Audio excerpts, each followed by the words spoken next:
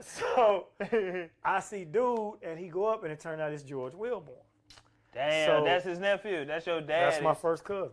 Wow. But I had never met him before because George wasn't raised by his father, who was George Wilburn Sr., and I wasn't raised by my dad, so we didn't know each other growing up. Man. So just by coincidence. And I wasn't raised by my daddy growing up in Chicago. That's how it go, them Chicago dudes. But I raised my kid. So yeah, anyway, I raised my son. I see George. Hold on, you got a son? Yeah. Ashad, what's up, boy? Love you. Son, I know you online, baby. Congratulations on your upcoming union of your partnership of love and love, because it's not just, they're not traditional. You know, Anyway, so man, so I tell dude, I'm like, man, look, you know, my pops told me he got a nephew doing comedy. My father's William Wilburn. You know, you my cousin. He's like, and then I'm just walking out like, yeah, it's just my first time. But when I get my feet together, you know, I ain't trying to ask him to see because he don't know me. I'm gonna holler at you, try to get back at you. And I walk away. He like, man, where you going? You can't come up tell me you my cousin and walk away. Nigga, you want a guest spot? So now he grabbed me, said that. He said, nigga, tomorrow we going all jokes, blah blah blah. He got me on the list. Adele Givens host. Adele is the host. God damn it! What year is this? 1990. Shit. Chubb Rock jumped. Love you, girl. November 92. November Love 92. You, girl. That's 92. my girl. Love you. I'm at my Subway from 90 to 92. This November of 92, because I sold my store in like September. Okay.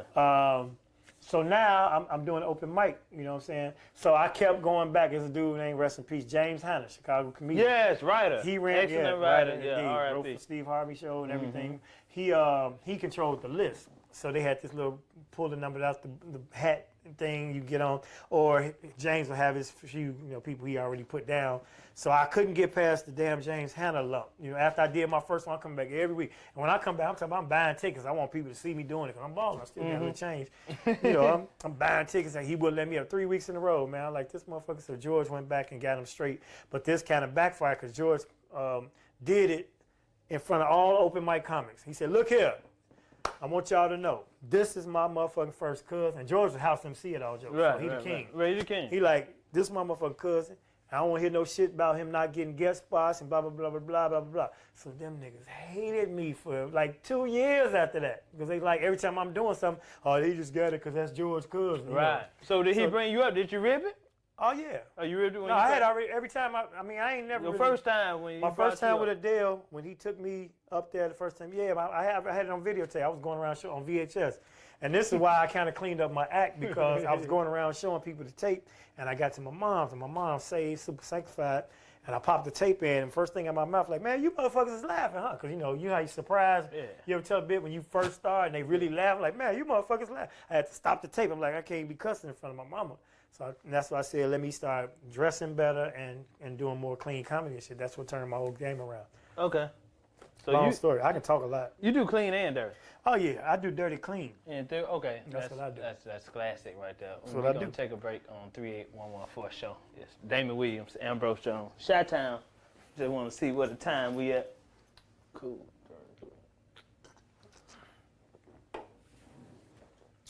Good. Okay. Yeah, we back. 38114 show. Y'all make sure y'all hit like and subscribe. I got a legend in the building, Mr. Damon Williams, man. So tell me about the platform that you created for younger comedians and veterans, so they can display their talents on, man. Oh yeah, that's been like a godsend, and it still haven't caught on yet. People gonna run to this thing because the network is taking off. Right. Urban Flix T.v, brother that actually is related to my son's mother. But he owns the whole network. It's called Urban Flix. Your son's my mother? ex-wife is her cousin. Right. Okay. Owns the network. Black owned. Black owned for real, like cool. from the top down. And so they were trying to do this platform called Urban Flix T.v, but they wanted to do urban with a twist. So it was like redefining urban, which meant they didn't want to be all black. Okay. Now it's blackity black because they figured out stick to your niche. Every show on there black. All the films, all the original programs, everything black. My show is black, but we got a diverse, multicultural audience because initially they thought they would prosper by doing that. So it kind of watered down what I wanted to do. And I wanted to shoot the show in Chicago. They made me do it in LA. Okay. Which is horrible because LA audiences suck because people don't come out to tapings because unless they know somebody super famous, they see people all the time. So we had to pay. You had to cast the audience. Damn. So these motherfuckers is extras. So if you look at the first 2 or 3 episodes, we didn't have enough extras even to fill up half the theater. So all the comedians kind of talking this way. And so we had to keep paying more people for the audience to build. And then the word got out. So we shot 8 episodes. By the time we got to episode 4 through 8, you could see the difference in the crowds. Okay. But that kind of hampered the show because they showed the shows in order and they didn't edit. And so, and I ain't saying it's a bad thing about the show, but this when people go and watch it, they can be like, yo, I see what you're talking about. Right. So if you watched it the first 2 or 3 weeks and they was releasing them one in a week, you're like, it's okay. You know, I mean, I did my thing on my hosting and I had good comics, but I had to do an Asian, a white, a lesbian. They asked to try to get they wanted a little person because they thought now that network they everything is targeted for black people, which it should have been then. And I don't mind it because I found some white and black and Asian, all funny people, all of them. But it's a rough the dynamic of the show. But it's a great show. It's 8 episodes. It's called Laugh Tonight with Damon Williams on Urban Flix. And it's not just stand-up. It's this. You know, we sit down, we chop it up. Okay, podcast too? Yeah, we sit down and chop it up. And it's an interview, and then they go into their set. Okay. So it's cool. 8 episodes, and it's streaming. And Urban Flix is $3.99 a month. And it's not just my shit. There's a whole bunch of shit on there. And I tell people, $3.99 a month is $1 a week. And if $1 a week is throwing off your budget, don't even bother. Because we're not going to be able to make you laugh. Because 4 quarters is fucking up your life. You hurt. Ain't right no now. jokes. Yeah, That's yeah. gonna help shit funny to you. Right Not a goddamn thing. So that's available on Roku, Android TV? It's on everything. Anything where you get your streaming stuff. Yep. Urban Flix TV? Yep. Urban Flix. Y'all going to come back with a season 9? Season 2. Season 2, or episode 9? through. Yeah. Actually, I just had to call a couple days ago. But the pandemic. But now, it the shut down all pandemic production. shut down, Now they film an original program. They got Tammy Romaine from Basketball Wives. It's a bunch of people in that cast. I forgot the rest of the name, but I know Tammy. And the reason why I mentioned Tammy, because she was actually going to be the host of the stand-up show they were trying to do. Okay. But they didn't work that out, so that's how I ended up getting mine. I was going to be a consultant on that show, but I ended up getting my own show. Okay. But they got a lot of original programs, a lot of movies, and now they're back in production. So this time, they're going to let me shoot it in Chicago. Man. And they're going to let me pick my comedians per se. So what I'm going to do is I'm going to actually film it and then where you going to film give it to them. I'm working on 2 things. I got 2 concepts. I had a special I put out in December just to like have a look back at 2020. It's called By 2020. And we shot it in a little loft space. And it's like, it only had 15 people in the audience. Man. But it's a sound stage with lighting and all the props and all that shit. That's even better. And it looks great and it sounds great. So I might do that and call it the Comedy Kickback. Or I'll go to like do Saba Museum and use their theater and call it Laugh Tonight Season 2. Okay. So it's either going to be the same show or it's going to be a different show with a different feel. When you going to start back doing that? As soon as they clarify when they're going to send up the first little check. Send that little check. Yeah, that's what they got to send and first. you hear it first, you definitely got a spot. Right here on 3811. You definitely got a spot. I already know, man. Yeah. So this is what, you always look at me when I come home at Riddles.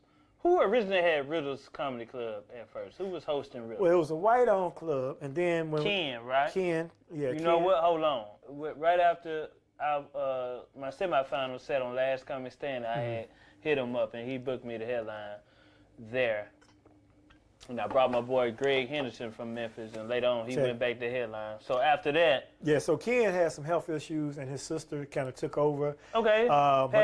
Patty is his sister. Okay, cool. So now Kenny's spot was, and they called it KJ Riddles. Originally was out in the south suburbs, Orland Park. And when that one, the way black people found out about that one was from D-Ray. Oh, I heard he was a killer promoter. Oh yeah, and he's still to this day. On a Monday night? No, Sunday. Sunday night. Okay. So what happened? I had a Sunday night. It was a monster. It was amazing. That's where D-Ray got chopped, cut his teeth there. And when hold on. From Chicago, who all you cut? D-Ray? I mean, there's a lot of people I helped. At your spot. Well, I mean that as far as I used to do a mass taping for BET to get all the comics on Comicview. So it would be like 28 comedians, and all of them got on. I mean, we talking about people you would know: Marlon Mitchell, Muhammad, Marcus Combs, D-Ray, Lil Rel, Wildcat, Kevin Danfool, Sampson, the Last Laugh. That was the true Michi. One of the guys who used to do our flyers, Flyer Dre, even got on the show. A bunch of ladies, Diane Cordy, who got me on, but Cherie Luckett, Jay Deep.